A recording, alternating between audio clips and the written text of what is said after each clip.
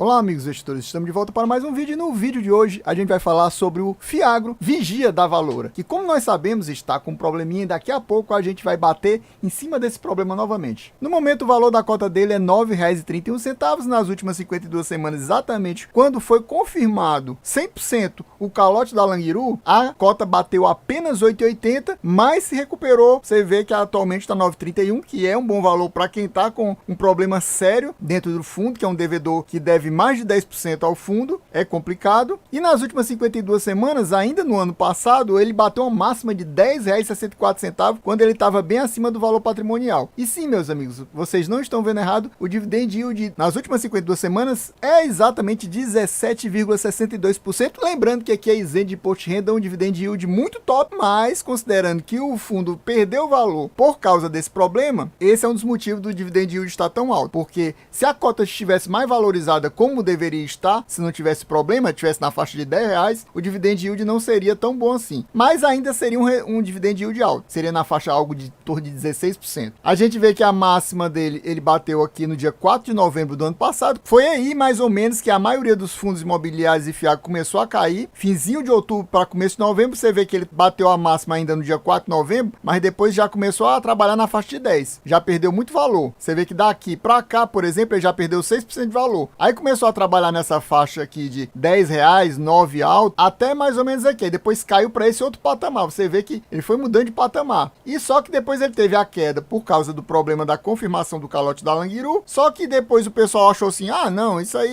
é fake news, tipo isso, né? E aí começou a comprar de novo as cotas e o valor da cota subiu, bateu aqui 9,53 e agora tá trabalhando nessa faixa aí de 9,30, entre 9,30 e 9,50. A gente vê que o valor patrimonial da cota é R$ 9,50, ou seja, ele tá com P sobre VP de 0,98, 2% abaixo do valor patrimonial, o que seria um desconto bom, interessante, se o fundo não tivesse com problema. Mas com esse problema, eu acho que esse valor tá alto. Eu, por exemplo, só estaria investindo aqui no fundo ainda se ele tivesse 0,90 para baixo. E olha que eu acho que 0,90 ainda não é bom, teria que ser um 0,80 por aí, um 0,85 para pagar tipo um prêmio pra gente por esse problema que é um problema sério, que desvaloriza em torno de pelo menos uns 12% o valor do fundo. Ou seja, era uma hipótese boa, era para estar 0,88 para justificar isso aqui só por causa desse problema aqui da Languiru. E no momento você vê que ele tá pagando 0,12, mas a média dele, ó, nos últimos 2 anos, ele ainda não completou 2 anos na bolsa, ele vai completar, é 14 centavos. Você já vê que tem uma queda. Mas essa queda aqui também é porque a maioria dos fundos imobiliários e Fiagros, que são muito atrelados à CDI, começaram a cair também os valores dos rendimentos por causa da queda da Selic que começou em agosto. Então agora que começou a refletir aqui nos rendimentos. Então você vê que já tem uma queda. Era para estar aqui, se fosse o fundo tivesse normal, na faixa de 13. Era para estar nessa faixa. Mas com esse problema da Languiru já caiu para 12 e vai piorar. Vai piorar, a gente vai ver no relatório daqui a pouquinho como você vai ter certeza que vai piorar. A gente vê que o patrimônio líquido do fundo é 821 milhões, o que para mim eu já considero o Vigia um dos grandes Fiagros da bolsa, tá nesse porte de grande Fiagro, porque já tá nessa faixa acima de 800 milhões, só tem ele e mais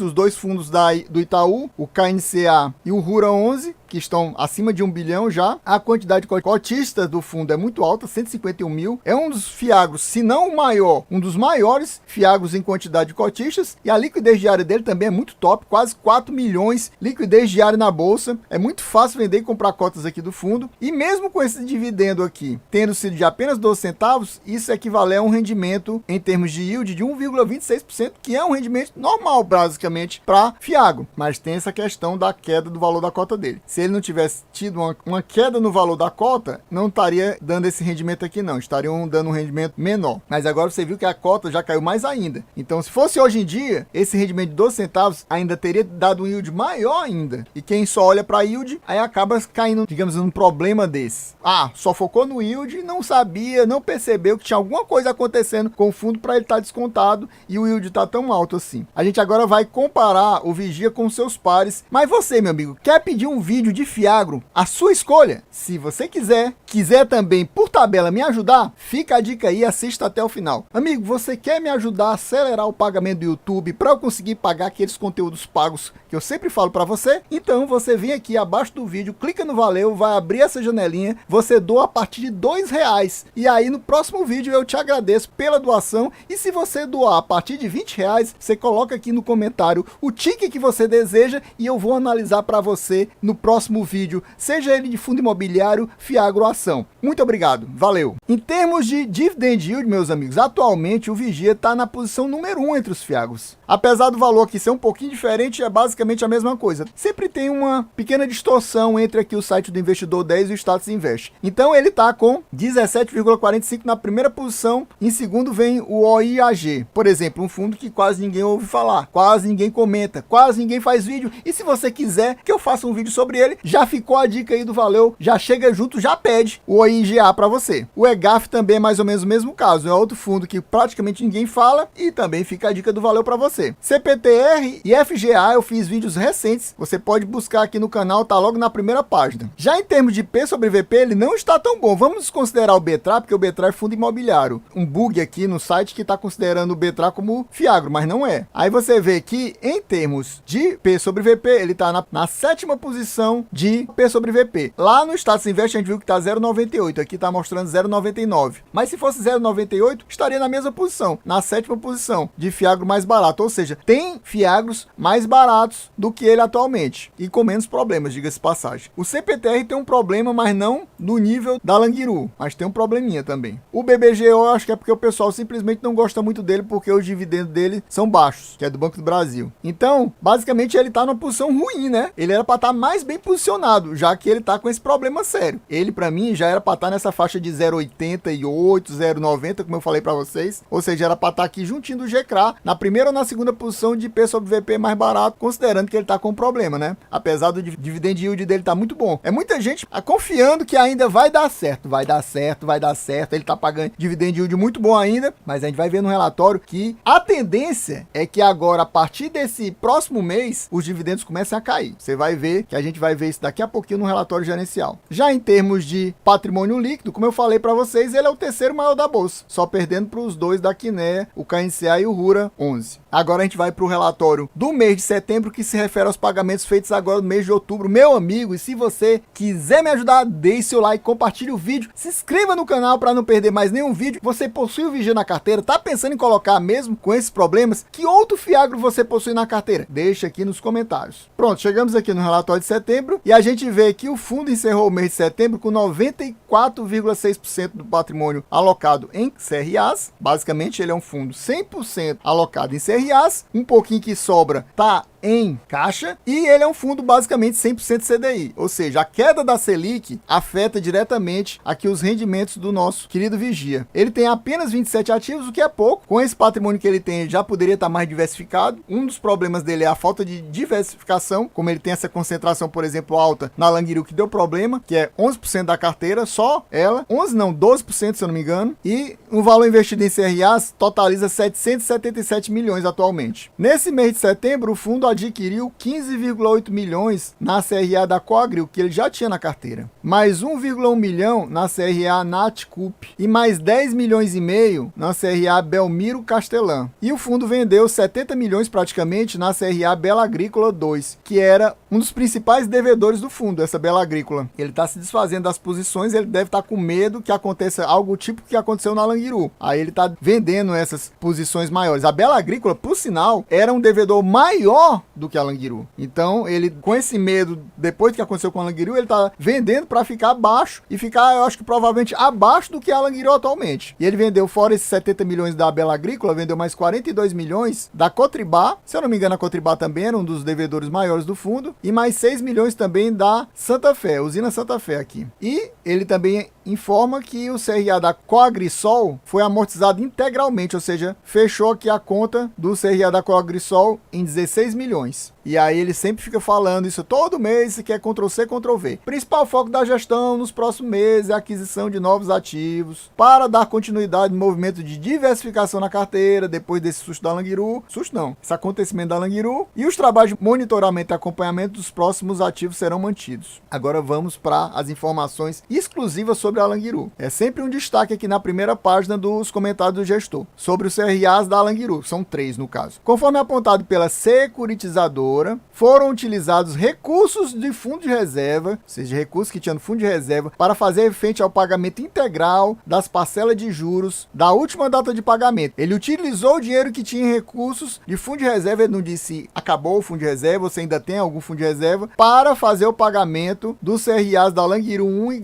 Languiru 3. Já em relação ao CRA da Languiru 2, foram utilizados os recursos do fundo de reserva para fazer o pagamento parcial, ou seja, acabou o fundo de reserva e não deu para pagar tudo, pagou só parte, pagou cerca de 87% dos juros, o que ficou adimplido, ou seja, ficou devendo 13% dos juros da Languiru 2, sendo que a parcela de amortização, que aqui foi quando foi confirmado o calote, porque ele estava pagando os juros integralmente, agora já começou a não pagar os juros integralmente, que é o que a gente já esperava que em breve acontecesse. Pode ser que no mês que vem já não consiga pagar mais nada dessa Languiru 2 e já não consiga mais pagar nem a 1 e nem a 3 também. A confirmação do calote aconteceu quando ele disse que não tinha mais dinheiro para pagar a amortização, porque ele estava pagando só o juro, mas não a amortização. Quando teve parcela de amortização, já não pagou. Essa parcela de amortização está inadimplida por causa da ausência de recursos suficientes. E quem comunicou isso aqui ao fundo foi a securitizadora. E conforme informado nos relatórios gerenciais do fundo, a gestão permanece acompanhando de perto os próximos passos da cooperativa com a apresentação do plano de liquidação, o qual será utilizado para a quitação de suas dívidas com a venda de parte de seus ativos. No mais, sem prejuízo de eventuais negociações, que é Ctrl+C, Ctrl+V nos últimos relatórios, pelo menos eu acho que nos últimos 3. É exatamente a mesma coisa que ele fala. Essa questão do plano de liquidação, eu vi um site que fala só sobre a liquidação da Languiru e lista todos os devedores e quanto é que ela deve a cada um. Meu amigo, é muito dinheiro que ela deve. E deve a Deus e o mundo. Vocês já ouviram falar naquela Deus e o mundo? Deve ao Banco do Brasil, deve à Caixa, deve a um monte de instituição dessas que empresta dinheiro. Muita gente mesmo, muita gente que ela deve dinheiro. E é assim, é 50 milhões para uma, 60 milhões para outra, aí tem umas que é pouquinho, é só 1 milhão, 2 milhões. Juntando tudo, se eu não me engano, são mais de 300 milhões de dívida. Ou seja, esses 100 e poucos milhões, se eu não me engano, que ele deve ao fundo aqui, é um pouquinho só do que ela deve para todo mundo. É muita dívida. Ainda bem que pelo menos tem algumas garantias aqui, o fundo. Pode ser que ele consiga executar essas garantias, pode ser, mas normalmente não consegue receber no curto prazo, né? Um prazo de, sei lá, 2, às vezes, ou mais tempo. Por exemplo, a gente vê o caso do MXRF, que tem algumas execuções dele, que já estão com uns 4, 5 anos e ele ainda não recebeu o dinheiro. Executando as garantias, mesmo assim não conseguiu receber o dinheiro, não conseguiu colocar a mão no dinheiro. Até algumas coisas ele conseguiu receber e colocar no fundo, mas não conseguiu vender. E não conseguiu alugar, não conseguiu fazer nada. Então é muito complicado essa questão, a gente não sabe quanto ele vai receber. E a tendência é que, como a gente já viu aqui agora, nos próximos meses, comece a faltar o dinheiro do pagamento desses juros da Languiru. Tem a combinação do problema da Selic reduzindo. Então a gente pode prever aí, meus amigos, que em breve esse valor que ela está pagando agora, 12, deve cair para 11 ou para 10 a partir do próximo mês. Vocês vão ver. E aí, se cair para 11 para 10, vocês vão ver como vai ter, principalmente o pessoal mais sardinha que não estava prestando muita atenção, vai começar a vender as cotas dele. E aí sim, dessa vez o fundo deve cair bem muito o valor. Essa é a minha previsão. E lembrando, meus amigos, que aqui a gente não faz recomendação nem de venda nem de compra de nenhum fundo imobiliário fiado ou ação, inclusive do Vigia 11. Você vai pegar essas informações e vai decidir. Ah, eu acho bom entrar. Ah, eu acho bom sair. E assim por diante. Aqui a gente vê a DRE do fundo e a gente vai comparar com os meses anteriores. Olha aqui, ó. Você vê que houve uma queda nos rendimentos. Eu fiz um vídeo ontem sobre o fundo imobiliário principal em dividend yield, que também é da Valora, o Vigi, e a gente viu que também houve essa queda lá. Ou seja, isso aqui é uma queda que é basicamente que está acontecendo por causa da queda da Selic. Em combinação a isso, teve a quantidade de dias úteis menor. Então, teve dois fatores ruins para os rendimentos do fundo nesse mês de setembro. Um deles, a queda do valor da Selic que aconteceu em agosto, e segundo, essa quantidade menor de dias úteis. Você vê que aqui é 21 dias, 23 e 20 dias. Mas a diferença, por exemplo, daqui para cá é apenas um dia útil. Você vê que a queda foi de 2 milhões e 200 mil. Foi uma queda muito grande. Só na receita de juros aqui é a receita de juros das CRAs. Então nada justifica isso, a não ser esse movimento da queda da Selic e essa quantidade menor de dia, e também o que a gente acabou de ver, que a gente viu que a securitizadora falou que no pagamento pagamento da Languiru 2, do CRA da Languiru 2, só teve um pagamento de 87%, ou seja, teve uma falta de pagamento de 13% desse valor. Ou seja, aqui poderia ter dado um valor maior, a gente não sabe exatamente quanto maior, mas pode ser uns 300 mil, 400 mil maior, e não houve porque faltou dinheiro para pagar esse valor aqui dos juros da CRA da Languiru 2. E a gente vê que de toda forma o fundo pagou menos, olha, ele estava pagando 13,